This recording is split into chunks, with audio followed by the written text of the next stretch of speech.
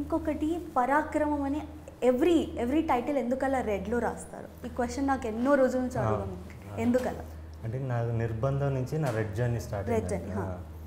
So నేను అదే మనిషి కామన్ మ్యాన్ కన్నా లేకపోతే సమాజంలో ఉన్న కంటెంట్ కన్నా గొప్ప కంటెంట్ ఏముందనిపించింది.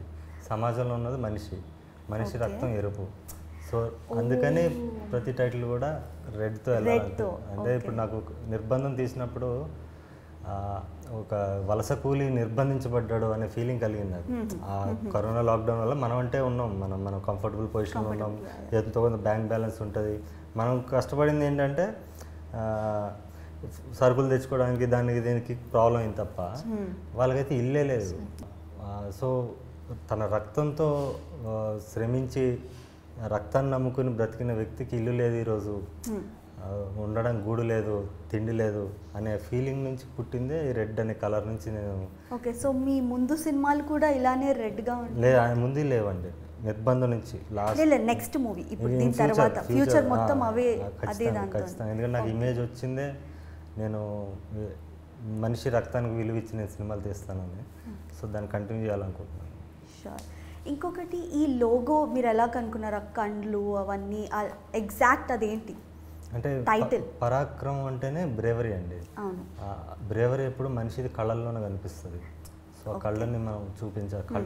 ఒక మనిషి బలం ధైర్యం ఏదన్నా మన కళ్ళల్లోనే కనిపిస్తుంది. సో కళ్ళని చూపించాలి. ఓకే, నేను చూస్తుంటే హార్స్ కూడా వెళ్తుంది. హార్స్ ఎందుకు?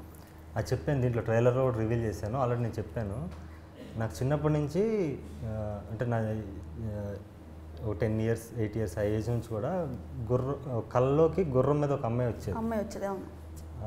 సో అలా ఒక డ్రీమ్ ఉంటుంది ప్రతి ఒక్కరికి, ప్రతి కామన్ మ్యాన్కి ఉంటుంది, అమ్మాయిలకు కూడా ఉంటుంది. ఎవడో రాజ్కుమారుడు వస్తున్నాడు. సో అలాంటి అమ్మాయిని మనం రియల్ లైఫ్లో చూస్తామా అని చాలా రిలేషన్షిప్స్లోకి వెళ్ళాను, చాలామంది చూశాను. నాకు ఎక్కడ తారసపడలేదు. అమ్మాయిని ఇంకా నాకు కనపడలేదు ఇప్పటివరకు అనిపించింది. సో అలాంటి వెలితి ప్రతి మనిషికి ఉంటుంది. సో అలా నీ కల్లో గుర్రం మీద వచ్చే అమ్మాయి నీకు ఎదురు పడితే నీ భావోద్వేగం ఎలా ఉంటుంది అని చూపిద్దాం అనుకున్నాను. ఓకే, సో ఇది గొప్ప లవ్ స్టోరీ కూడా ఇది యాక్చువల్లీ. ఇంకొకటి, మీరు చిరంజీవి గారు అనలేదు అని చెప్పి ఒక కాంట్రవర్సీ అయింది. సో దానికి మీ ఫ్యాన్స్కి ఏం చెప్తారు? అన్నీ చెప్పేసానండి, 3 times చెప్పాను దానికి. అందుకే ఎందుకంటే చెప్పడం మన బాధ్యత. వాళ్ళేం లైట్ తీసుకుని మనం పోవచ్చు, ముందుకు వెళ్ళిపోవచ్చు, తర్వాతనే అర్థం చేసుకుంటారు. కానీ నన్ను అభిమానించే వాళ్ళు కూడా మిస్అండర్స్టాండ్ చేసుకుంటున్నారేమో అనే ఫీలింగ్తోనే ఒక 3 సార్లు చెప్పాను. ఇంక దాని మించి ఇంక చెప్పలేదు ఎవరు. ఓకే, సో అల్లు అర్జున్ది కూడా ఏదో కాంట్రవర్సీ అయింది కదా. సో నేను ఆయన గారు అనమంటే ఆయన చెప్పిన సందర్భం వేరు అని చెప్పాను. నిదానమే ప్రధానం అంటున్నారని, ఫ్రెండ్కి యాక్సిడెంట్ అయితే మనం నిదానమే ప్రధానం వెళ్ళబోం కదా, ఆ కాంటెక్స్ట్కి అది వర్తించదు.